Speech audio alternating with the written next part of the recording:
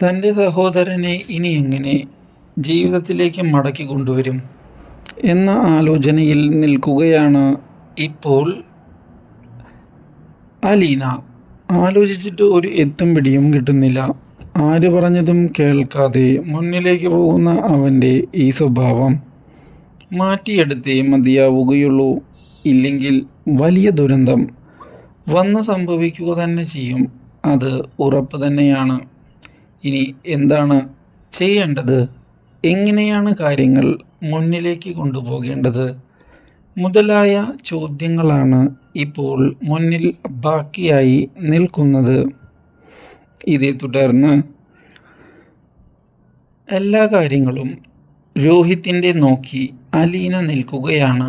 കൂടെ ഇത് കാണുന്ന ബാലചന്ദ്രന് ആകെ വിഷമമാകുന്നു.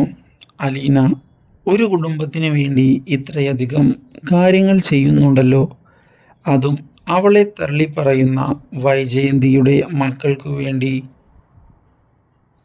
ഇതാലോചിക്കുന്ന അയാൾക്ക് ഒടുവിൽ അവളോട് വളരെ അധികം സഹാനുഭൂതി തോന്നുകയാണ്.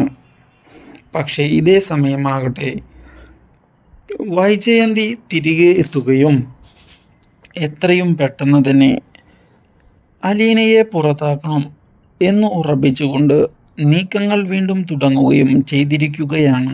ഇപ്പോൾ കൂടുതൽ അപ്ഡേറ്റ്സിന് ചാനൽ മറക്കാതെ സബ്സ്ക്രൈബ് ചെയ്യുക.